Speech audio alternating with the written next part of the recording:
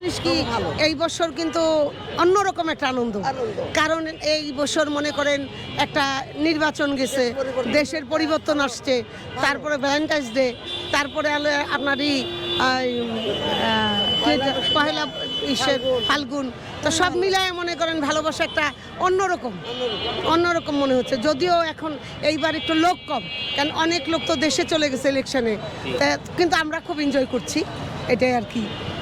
আপনার চোখে আসলে ভালোবাসা কি? ওই যে একই কথা, ভালোবাসা তো ভালোবাসা কি এটা তো বোঝানো যাবে না।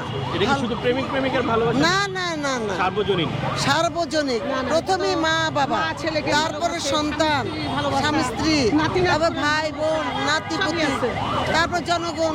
এই যে আসছি সবার সাথে মিলন মেলা হচ্ছে না, এই যে সবার সাথে মিলন মেলা, এটা একটা ভালোবাসা না? এটা সবাইকে নিয়ে যেটা, ওইটাই সবচেয়ে বড় ভালোবাসা।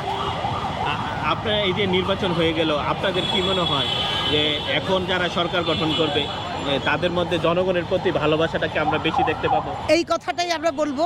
আমরাও তারেক জিয়াকে উদ্দেশ্য করেই বলছি যে এখন যেভাবে মনে করেন সে জয়ী হয়েছে, সে যাতে মানুষের ভালোবাসাটাকে নেয়, মানুষকে ভালোবাসে, আমরাও তাদেরকে ভালোবাসি, জনগণকে ভালোবাসি। আমরা মনে করি এই ভালোবাসাটা যেন জড়ায় থাকে, এইটাই আমাদের কাজ। আপনার কি একই মনে হয় যে জনগণের প্রতি ভালোবাসাটা সরকারের বাড়বে? অবশ্যই। তারেক জিয়াকে ভালো না বাসলে এতটা ভোট পেত না। আর তারেক জিয়াকে ভালো না বাসলে, যেদিন সে এখানে বাংলাদেশে 17 বছর পরে আসলো, কি জনগণ, ওটা দেখেই বুঝতে হবে যে তারেক জিয়াকে আমরা জনগণ সবাই কতটা ভালোবাসি। ভালো না বাসলে আজকে এটা হতো না। আগামী দিনও আমরা ভালোবাসবো।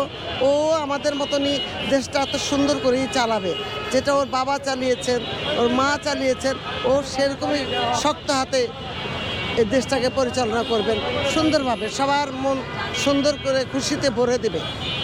আপনার কি মনে হয় যে আমাদের নাগরিকদের বা এদেশে জনগণের যেসব সমস্যাগুলো আছে আমরা প্রতিনিয়ত আমরা দেখি, যেমন ধরেন আমার শিক্ষা চিকিৎসা ব্যবস্থা যদি বলি, গুরুত্বপূর্ণ সমস্যাগুলো উনি সমাধান করবেন? Thank you.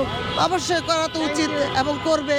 উনি তো প্রতিজ্ঞাবদ্ধ যে দেশের শান্তির জন্যে উনি কাজ করবেন। এগুলা নিরসন অবশ্যই হবে। মানে ওনার মাঝে আপনারা এমন গুণ দেখতে পাচ্ছেন যে উনি দেশ ভালো, হ্যাঁ, দেশ ভালো করে চালাবেন। আমরা আশা রাখি যাতে উনি এটা দেশটাকে সুন্দরভাবে চালায়।